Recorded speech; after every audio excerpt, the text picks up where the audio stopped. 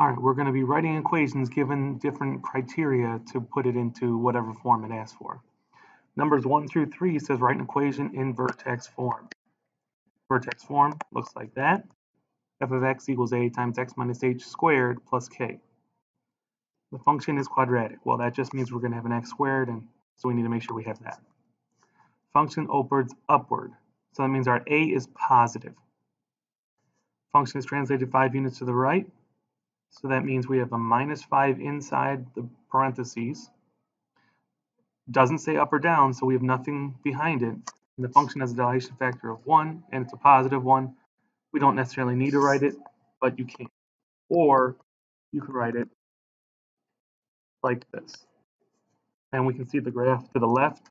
We graphed our vertex and then 1 point on either side and 2 more on the other side, make a table, get the values. Next one, it's quadratic. Again, that means we're going to be using that squared. It opens downward, which means it's a negative a value. And coupled with that, it's a dilation factor of 2, so that 2 is negative. It went 1 down, so minus 1 behind it. It didn't go left or right at all, so we went left or right, 0. So we can write it without the 0 in there. F of x equals negative 2 times x squared minus 1. Again, this negative 2 is because it was opened downward and a dilation factor of 2. The negative 1 is because we went 1 unit down. Again, we can graph that, plugging in the points. It's not the main issue here. Third one, it's quadratic. Again, it means we're going to be using one of our forms.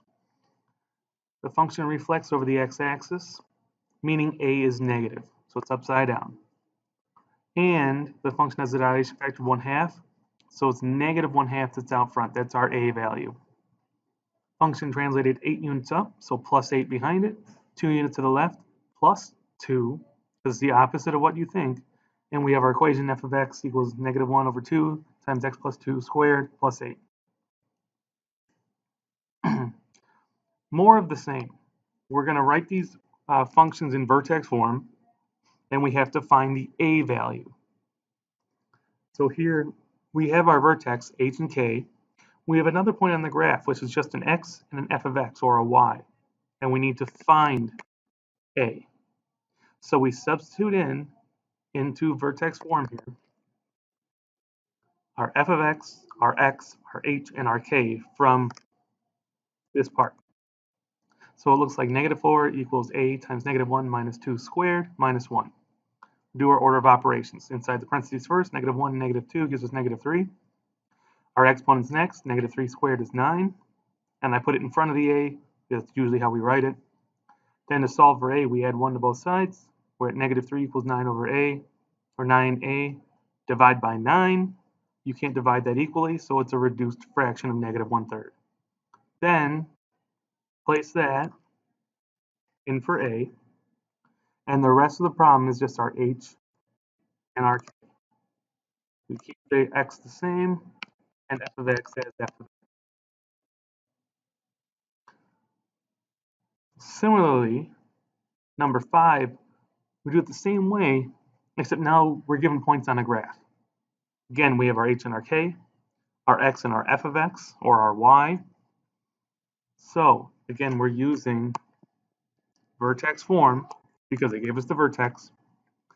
F of x was 5 equals a times x was 0 minus h, so it's the opposite of h, so it's plus 2 squared, and k is negative 3, so minus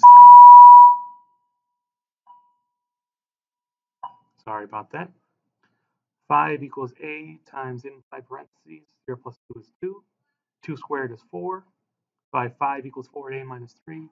Add 3 to both sides. We get 8 equals 4a. Divide by 4. Our a value is 2. And again, we plug in our a, our h, and our k. And that's what this looks like. Now moving slightly different, now we want to write these in an intercept form because you're given the x-intercepts. Remember that intercept form looks like this, where e and f are zeros. Again, that's the opposite of what's in there because there's parentheses. So we have an e of negative 2, we have an f of 1. Those are our zeros. Our point on the graph, 4 is the x value, 8 is the f of x or the y value. So again, it's just like the problem we just did, but now we're dealing with intercept form. So f of x, 8, equals a times x, which is 4, minus e, so minus negative 2 is a positive 2, and we get 4 minus 1. So 4 plus 2 is 6, 4 minus 1 is 3, 3 times 6 is 18.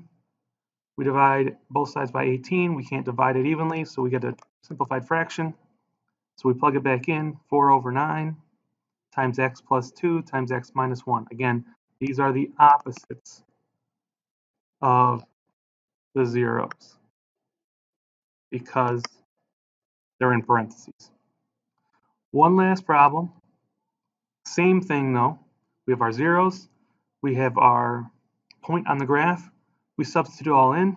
Negative 4 equals a times negative 2 minus 2 times negative 2 plus 3. Negative 2 times negative, or plus negative 2 is negative 4. Negative 2 plus 3 is 1. 1 times negative 4 is negative 4. We divide by negative 4 to get a by itself, and a is 1. So we substitute in a, which is the first thing after the equal sign, and then we do the opposite of those. So x minus 2, x plus 3. That's how you write these equations.